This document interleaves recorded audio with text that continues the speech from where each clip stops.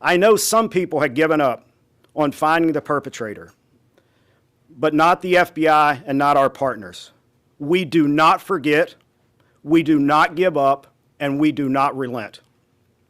Though it had been nearly 5 years, our team continued to churn through massive amounts of data and tips that we used to identify this suspect. I want to thank Director Patel and Deputy Director Bongino for their leadership and for providing us the resources and the personnel to reevaluate all of the data that we had. We dove into more than 3 million lines of data to come up with this suspect. Director Patel, Deputy Director Bongino, thank you for your support, thank you for your passion, and thank you for your investment in this investigation. From me, on behalf of the investigators, the Washington Field Office, and all of our partners, thank you. I'd also like to thank Judge Pirro. Judge, your team and you are absolutely amazing. You're the type of prosecutors and U.S. attorney, that all of the investigators across the country want to work with. They're hard-nosed and they're aggressive, and thank you for that. I'd also like to thank the American public for providing tips and leads, not just on this case, but every day on cases across the country that are being solved by law enforcement. And finally, I want to commend all of the members of the Washington Field Office, and most specifically, the investigative team. Their diligence and persistence led to this arrest today, and they are absolutely, totally dedicated not only to this case, but every case they work. So thank you, Washington Field Office. Last, I will say our work is not done. The FBI will continue to pursue every lead and use every resource that we have to ensure that the D.C. pipe bomber is brought to justice. Thank you. You keep hearing the words partnership and team, and that's what we are. And we could not do this without our U.S. Attorney, Jeanine Pirro. Jeanine, from day one, has worked tirelessly for our country and for our nation's capital. It's my honor to introduce my friend, U.S. Attorney Jeanine Pirro. Thank you very much, Attorney General. And you have been listening to a lot of thank yous and a lot of gratitude. The reason that we're thanking each other to the extent that we are today is because we have seen in this case an incredible collaboration around the clock, in the middle of the night. It doesn't matter. We call each other, we make contact, they need a warrant, they need something, someone wants legal advice. These are the men and women who never give it up. You hear about government employees, but I don't know if you really realize what it is that they do. They are incredible, and this case is big. 4 years, 10 months, and 28 days ago, an individual placed a bomb in the vicinity of both the RNC and the DNC. And for that amount of time, that individual evaded accountability. Today, as a result of the cumulative efforts of the men and women in the FBI and the police department and the Department of Justice, we are finally able to make an arrest of an individual by the name of Brian Cole. As the Attorney General has indicated, he is arrested for transporting an explosive device in interstate commerce, as well as the attempted malicious destruction by means of explosive materials. You know, folks, this case involved millions of pieces of data. And it is a huge win because it was like finding a needle in a haystack. So much of this evidence was very specific, but a lot of it was also very general. For example, there were 233,000 black end caps of the type that were used in this case. I want you to think about the fact that the FBI had to go through the sale of every one of them to try to find commonality with an individual, along with the purchase of the pipe itself, the cap ends, the wires, the steel, and the 9-volt batteries. Every one of those had to be mined and remined to the point where we were able to then connect. And make no mistake, it was this administration, it was this president who made the decision that we were going to use all of our efforts to get it done, and get it done they did. Finally, let me say this. Today begins the formal process of accountability, where this defendant will begin his journey through the criminal justice system. And I pledge to you that the United States Attorney's Office will take this case across the finish line. Again, thank you to the incredible work of the FBI, to the Attorney General, and to our local partners as well. This is a job that I think was well done. Thank you. President Trump's directive to all of us was to not only make America safe again, but D.C., and to make it safe and beautiful. We could not have done that without our partnership with Mayor Bowser and Chief Smith. It is my honor to introduce Metropolitan Police Department Chief Smith. Good afternoon, and thank you, everyone. I am Chief Pamela Smith, Chief of Police of the Metropolitan Police Department. Thank you, Attorney General Bondi, U.S. Attorney Jeanine Pirro, and FBI Director Patel for having me here today. For nearly 5 years, the agencies standing here today have worked together under the leadership of the FBI to locate our suspect who is responsible for the 2 pipe bombs that were placed around our city. MPD members assigned to the FBI's Joint Terrorism Task Force have supported this case from the beginning. That supports include looking, reviewing, and going through countless, probably thousands of hours of CCTV footage from around the DNC and RNC headquarters, and they followed up on hundreds and thousands of leads from members of our communities. What I will say today is that Washingtonians can rest easier today knowing that the suspect responsible for this act is now in custody. This morning's arrest is yet another reminder that committing any act with the intention of harming the residents and visitors of the District of Columbia will result in your arrest.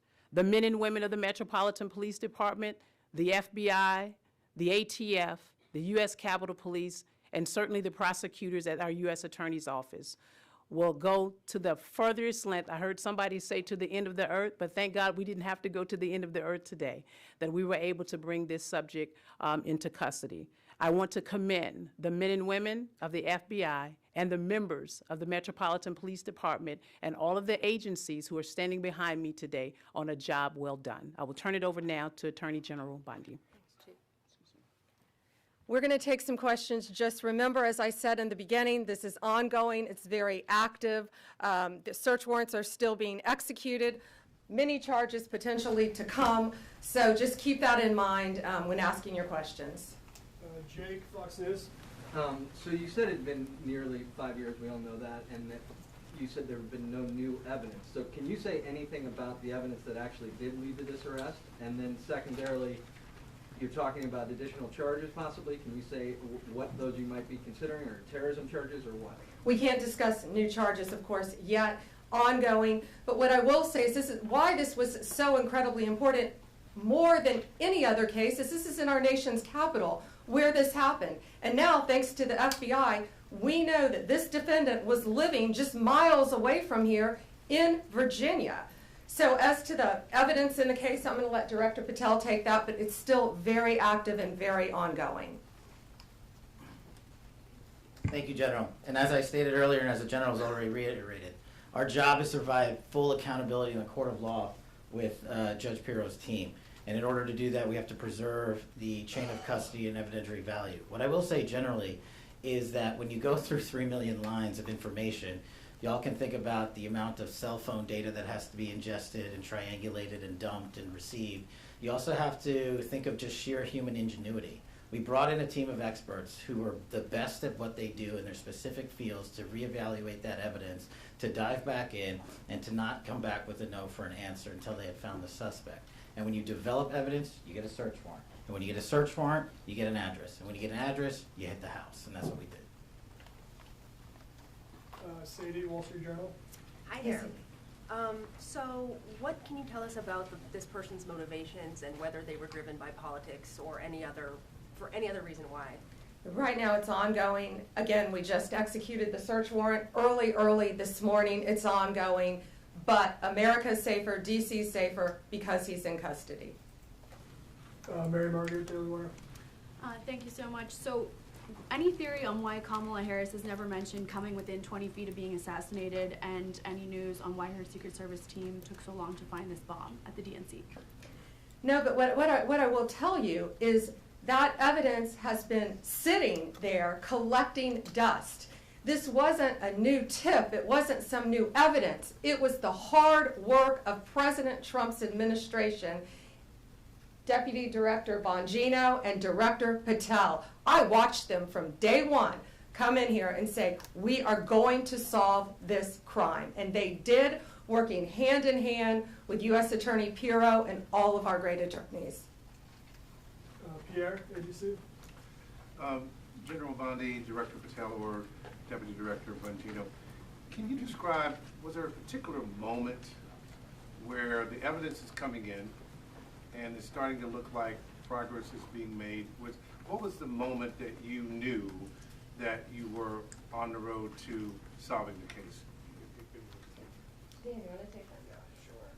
I was smiling at you because I certainly remember the moment. Darren remembers it too. He said, "Are you sitting down?" He called me on the phone. I said, "Oh boy, why? Is this bad news?" And he said, "I think we got him." What exactly that tip was, we're going to have to pass on that for right now while we're still, obviously we're in the prologue of a long book. This is just the beginning. This is not the end of the investigation, as you all well know, having reported on these for a long time. There's interviews to be conducted. The search warrant processing scene is not even done. So we're at the early stages, so that's the only reason I hesitate to tell you what the exact tip was. But yes, that was absolutely the moment, and it was due to the diligent and incredible work of a team in the Washington field office that came in and just scoured through this over and over and over and over again. In general, was it forensic? Was it a phone call? Was it something about a vehicle? I'd rather, we'll just leave it generally forensic evidence. Yeah, it's fair enough to say. How long ago was that? Excuse Can you me? say how long ago that was?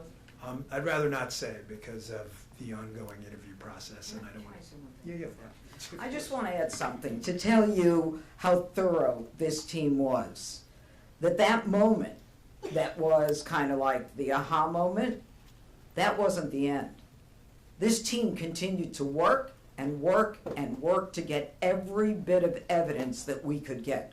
We didn't stop at that moment, and that's a testament to the fact that the team wanted every possible piece of evidence that they could gather. One more? What's your motion? One more, Kelly O'Donnell, NBC. Thank you so much. Have you recovered the notable sneakers? Have you done surveillance of this suspect from that aha moment to when you exercised the search warrants today? And obviously this happened on January 5th into January 6th. How should the public look at this case separate from all of the cases related to what transpired on January 6th and the president's subsequent pardons? I'm going to let Director Patel take the evidence part. We have to be careful again. You've asked very good investigative questions, but this is ongoing, very active. But America should feel safer today. We say a pipe bomb. These are bombs. These were live, active bombs that were placed in Washington, D.C. Director. Thank you. This shows you how much detail you and the American public have paid attention to this case. Of course, we analyzed everything that you're seeing on this poster board and information that you will see through the formal charging process and court process. But we want to let that evidence speak for itself because, again, we do not want to disrupt the accountability that we owe the American public. Yes, you heard about the cell phone tower data. Yes, you heard about, of course, we surveil individuals who we think we're going to blow up American citizens. But how and when we do it and why we do it is not something we're ever going to reveal unless the Department of Justice deems it fit at trial. So we appreciate your attention to detail and your hardcore investigative work, but you can just imagine some of those same skills were being utilized by this FBI, this Department of Justice, our partners, the ATF, and everybody across the board. And this is an interagency win for the American people. Was this suspect on your radar All right, before? thank you guys very How was much. Thank you all. And one more thing, this is the best birthday present I think Deputy Director Bongino could ask for today. How is it different, ma'am? Happy holidays, Merry Christmas. Thank you. Thank you very much. How is it different, ma'am, than the other cases? Thank you very much.